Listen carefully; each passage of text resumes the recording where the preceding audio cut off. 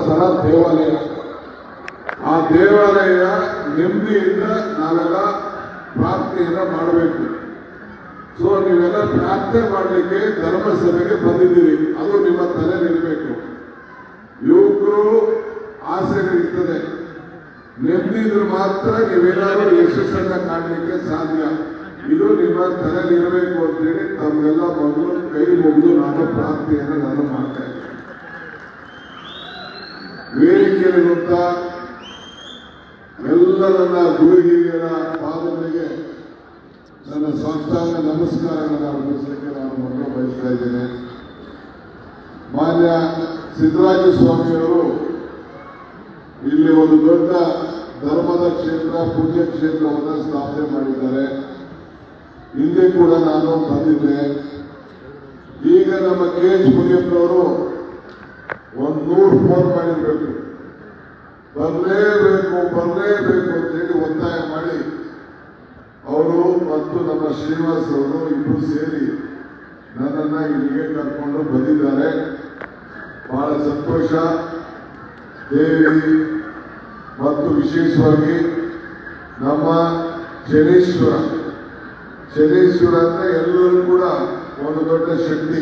ದೇವರು ಎಲ್ಲ ಕಷ್ಟಗಳನ್ನು ನಿವಾರಣೆ ಮಾಡುವಂಥದ್ದು. ಇವತ್ತು ವೇದಿಕೆಯಲ್ಲಿ ಎಲ್ಲ ಹಿರಿಯ ಸ್ವಾಮಿಗಳೆಲ್ಲ ಕೂಡ ಇದ್ದಾರೆ. ಎಲ್ಲರ ಹೆಸರನ್ನ ತಿಳ್ಕೊಳ್ಳಿಕ್ಕೆ ಬಹಳ ಕಷ್ಟ ಆಗುವುದೇನಿಲ್ಲ. ಮಂತ್ರಿಗಳು, ಶಾಸಕರು ಎಲ್ಲರೂ ಕೂಡ ಇದ್ದಾರೆ. ಎಲ್ಲ ಮಂತ್ರಿಗಳು ಬಹಳ ಜನ ಕೂಡ ಬಂದು ಹೋಗಿದ್ದಾರೆ ಅಂತ ಹೇಳಿ ವಿಚಾರ ತಿಳಿತು. ಇವತ್ತು ಇಂಥ ದೊಡ್ಡ ಕಾರ್ಯಕ್ರಮವನ್ನು ತಾವೆಲ್ಲ ನೆರವೇರಿಸಿದ್ದೀರಿ. ಹೋಮ ಅವರ ಕೂಡ ಇವತ್ತು ಬಹಳ ಚೆನ್ನಾಗಿ ಇಲ್ಲಿ ನಡೀತು ಅಂತೇಳಿ ನನಗೆ ತಿಳಿದು ಬಹಳ ಸಂತೋಷ ಆಯಿತು. ಇವತ್ತು ದೇವರು ನಮ್ಗೆ ಕೊಟ್ಟರು ಒಂದೇ, ಒಂದು ಕೊಟ್ಟು ಹೋಗೋದು, ಇಲ್ಲ ಅಂದ್ರೆ ಇನ್ನೊಂದು ಬಿಟ್ಟು ಹೋಗೋದು, ತೆಗೆದುಕೊಂಡು ಹೋಗೋದು ಏನೂ ಇಲ್ಲ. ಇವತ್ತು ಈ ದೇವಾಲಯ ಬಹಳ ಚೆನ್ನಾಗಿ ನಡೀತಾ ಇದೆ. ಸೊ ಈ ಮಠ ಆಸ್ತಿ ಸ್ವಾಮಿಗಳಲ್ಲ, ಈ ಮಠ ನಿಂದ್ರು ಮನೆ ಹುಷಾರೋ ಮಠ ಹುಷಾರೋ ಅಂತ ಹೇಳಿ ನಿಮಗೆಲ್ಲ ಹಿರಿಯರೆಲ್ಲ ಹೇಳ್ಕೊಂಡಿದ್ದಾರೆ. ಹಂಗೆ ನಿಮ್ಮ ದೇವಾಲಯ, ನಿಮ್ಮ ಮಠವನ್ನು ತಾವೆಲ್ಲ ಕಾಪಾಡ್ಕೊಂಡು ಹೋಗ್ಬೇಕು. ನಾನು ಸನ್ಮಾನ ಮಾಡಿಸ್ಕೊಂಡು ಕಿರೀಟಾಂತ ಹಾಸ್ಕೊಳ್ಳಿಕ್ಕೆ ನಾನು ಈಗ ಬಂದಿಲ್ಲ. ಈ ಮಠದ ಜೊತೆಲಿ ಮತ್ತು ನಿಮ್ಮ ಜೊತೆಲಿ ಈ DK ಶಿವಕುಮಾರ್ ಇದ್ದಾರೆ ಅಂತ ಹೇಳಿದಕ್ಕೋಸ್ಕರ ನಾನು ದೇವರು ವರನೂ ಕೊಡುವುದಿಲ್ಲ, ಶಾಪನೂ ಕೊಡುವುದಿಲ್ಲ, ಅವಕಾಶ ಮಾತ್ರ ಕೊಡ್ತಾನೆ.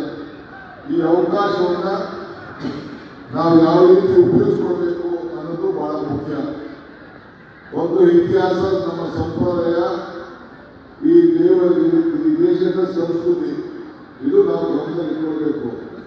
ಬಾಬಾ ಸಾಹೇಬ್ ಅಂಬೇಡ್ಕರ್ ಅವರು ಮಾತಾಡ್ತಾರೆ, ಇತಿಹಾಸವನ್ನ ಮರ್ತವರು ಇತಿಹಾಸವನ್ನ ಸೃಷ್ಟಿ ಮಾಡಲಿಕ್ಕೆ ಸಾಧ್ಯ ಇಲ್ಲ ಅಂತ ಹೇಳಿ ಬಾಬಾ ಸಾಹೇಬ್ ಅಂಬೇಡ್ಕರ್ ಅವರು ಹೇಳ್ತಾರೆ.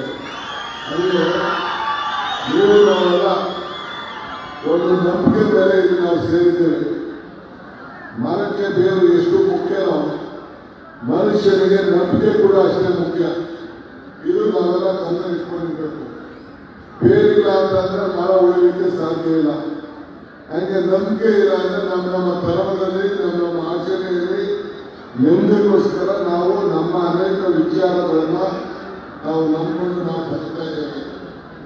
ಈಗ ನಾನು ಇಲ್ಲಿ ನನ್ನ ಕೈಯಲ್ಲಿ ಶ್ರೀಗಳು, ಮಂತ್ರಿಗಳು ಎಲ್ಲ ಸೇರಿ ನನ್ನ ಕೈಯಲ್ಲಿ ಕಾರ್ಯಕ್ರಮದ ಉದ್ಘಾಟನೆ ಮಾಡಿಸಿದ್ರು. ಇನ್ನ ನೋಡಿ 5 ಬತ್ತಿ ಕೂಡ ಉಳಿತಾ ಇದೆ, ಅಂದ್ರೆ ಜ್ಯೋತಿ ಬೆಳಗ್ತಾ ಇದೆ. ಬತ್ತಿನ ನಿಮ್ಮ ಕೈಲಿ ಕಾಣ್ತಾ ಇಲ್ಲ, ಎಣ್ಣೆನೂ ಕೂಡ ಕಾಣ್ತಾ ಇಲ್ಲ. ಅವ್ಯಾರ ಜ್ಯೋತಿ ಮಾತ್ರ ಕಾಣ್ತಾ ಇದೆ. ಎಣ್ಣೆ ಬೇರೆ, ಬತ್ತಿ ಬೇರೆ, ಆದ್ರೆ ಕೊನೆ ಕಾಣ್ತಾ ಇರೋದು. ನಾನು ಹೇಳ್ತಾ ಇದ್ದಾಗ ಬತ್ತಿ ಹಚ್ಚಬೇಕಾದ್ರೆ ಒಂದು ಶ್ಲೋಕ ಹೇಳ್ತಾ ಇದ್ರು, ಶುಭಂ ಕರೋತಿ ಕಲ್ಯಾಣಂ ಆರೋಗ್ಯಂ ಧನ ಸಂಪದಂ ಜ್ಞಾನ ಶಕ್ತಿ ಸ್ವರೂಪದ ದೀಪ ಜ್ಯೋತಿ ಪ್ರಕಾಶಿತಕ್ಕಂತ. ತಮ್ಮೆಲ್ಲರೂ ಕೂಡ ಮಂಗಳವಾಗಲಿ, ಶುಭವಾಗಲಿ, ತಮ್ಮೆಲ್ಲರೂ ಕೂಡ ಒಳ್ಳೆ ಆರೋಗ್ಯ ಸಿಕ್ಕಿ, ನೆಮ್ಮದಿ ಸಿಕ್ಕಿ ಅಂತೇಳಿ ಬಹಳ ಸಂತೋಷದಿಂದ ಎಲ್ಲ ಶ್ರೀಗಳು ಎಲ್ಲ ಸೇರಿ ನಿಮ್ಮ ಬದುಕು ಚೆನ್ನಾಗಿದೆ ಅಂತ ಹೇಳಿ ಈ ಜ್ಯೋತಿಯನ್ನ ಇವತ್ತು ಎಣ್ಣೆ ಬತ್ತಿ ಎರಡು ಸೇರಿ ಇವತ್ತು ಇದು ದೀಪ ಆಯಿತು. ಪಾಪ ಪುಣ್ಯ ಎರಡು ಸೇರಿ ನಮ್ಮ ಬದುಕಾಯಿತು. ಹಾಗೆ ಕಾಯಕ ಮತ್ತು ಕಾಯ ಎರಡು ಸೇರಿ ಭಕ್ತಿ ಆಯಿತು. ನಾನು ಯಾವಾಗಲೂ ಒಂದು ಮಾತು ಹೇಳ್ತಾ ಇರ್ತೇನೆ, ಧರ್ಮ ಯಾವುದಾದರೂ ತತ್ವ ಒಂದೇ, ನಾಮ ನೂರಾದರೂ ದೈವ ಒಂದೇ, ಪೂಜೆ ಯಾವುದಾದರೂ ಭಕ್ತಿ ಒಂದೇ, ಕರ್ಮವಾದರೂ ನಿಷ್ಠೆ ಒಂದೇ, ದೇವನಪ್ಪ ನಾಮ ಹಲವಂತ. ನಾವು ನೂರಾರು ಹೆಸರುಗಳನ್ನು ದೇವರಿಗೆ ಕರಿತೀವಿ. ಈಶ್ವರನಿಗೆ ಶನೀಶ್ವರನಿಂದ ಹಿಡಿದು ಅನೇಕ ನೂರಾರು ಹೆಸರುಗಳನ್ನ ಈಶ್ವರನ ನಾವು ಕರೆದಂಥದ್ದು ಇತಿಹಾಸ ಇವತ್ತಿದೆ. ಈ ದೇಶದ ಇತಿಹಾಸ ನಮ್ಮ ಧರ್ಮಗಳನ್ನ ಉಳಿಸ್ಕೊಂಡು ಹೋಗುವಂಥದ್ದು.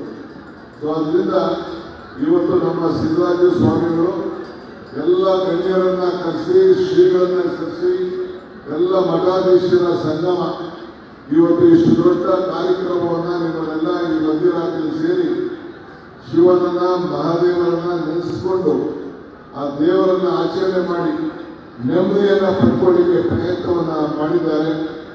ನಾನು ಕೂಡ ನಮ್ಮ ಮುನಿಯಪ್ಪನವರ ಮತ್ತು ಶ್ರೀನಿವಾಸ್ ಅವರ ಒತ್ತಾಯಕ್ಕೆ ಇಲ್ಲಿಗೆ ಬರಲೇಬೇಕು ಅಂತೇಳಿ ಬಹಳ ಸಂತೋಷದಿಂದ ಬಂದಿದ್ದೇನೆ.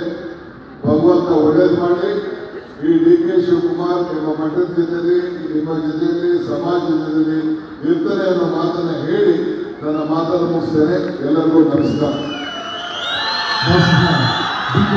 ಮಾತಾಡಿದ್ರೆ ಅವರ ನಿರೀಕ್ಷೆ ಒಂದು ಡೇರಿಂಗು ಇನ್ನೊಂದು